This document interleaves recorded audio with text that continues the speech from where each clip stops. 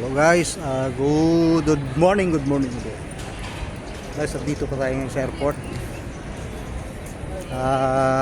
Naghatid tayo kay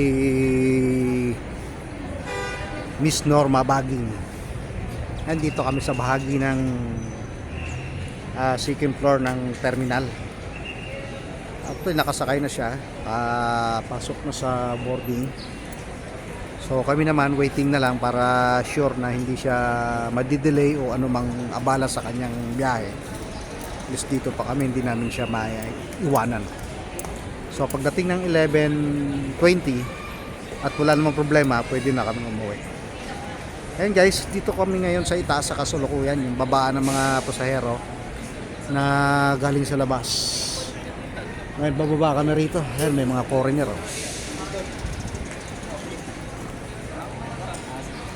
Diyan yung entrance nila. Marami ding waiting doon. Ayan guys, baba tayo rito. Tingnan natin yung ibaba nitong bahagi ng airport kung ito ba'y maganda. Kasi may waiting area din dito sa baba. Yun, maraming mga naghihintay ng flight nila. Mga schedule yan kung ano oras. Siguro baka mamayang hapon pa sila, nauna lang sila dumating dito. Sa baba, parking area.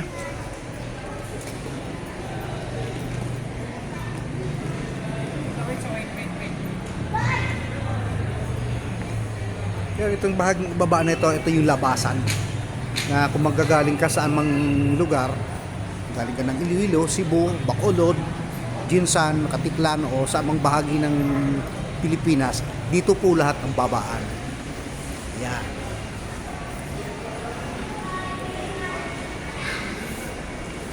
Sa taas yun, dun yung gagaling ka ng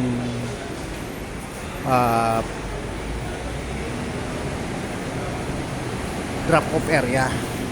Dito ang pinakalabasan niya. Tapos dito ang waiting, hintayan ng mga pasahero baba.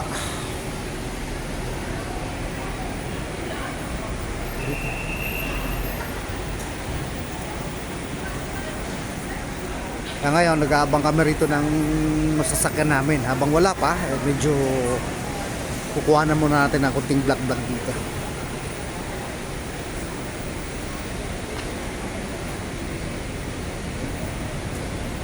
Yan dito mga pick up point ng mga passenger na galing sa kanya-kanyang probinsya, yung mga dumarating.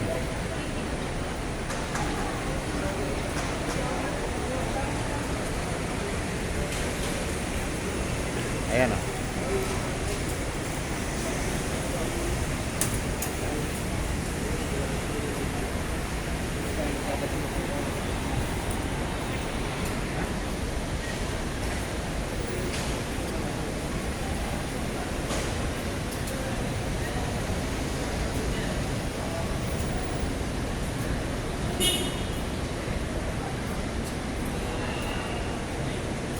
Dito na tayo sa bandang dulo. Kami pauwi na. Magko-commute na lang din kami.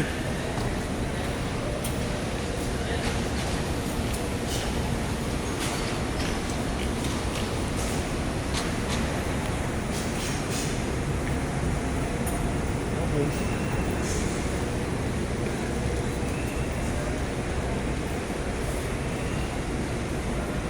So habang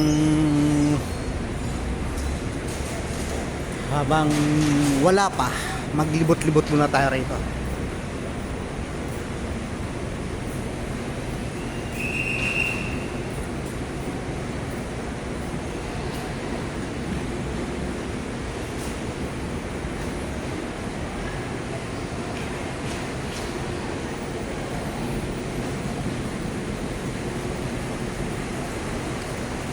Hindi tayo sa bandang kabila, medyo yung mga halaman na rito.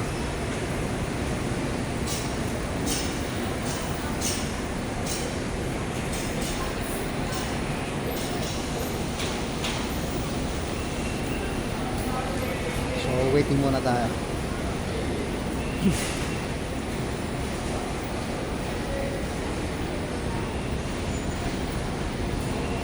taas. Okay guys, magandang umaga muli at maraming salamat sa ating video ngayon at mga nanonood nitong ating video. Maraming salamat muli sa inyo lahat. Thank you and magandang araw ngayong linggo. Thank you.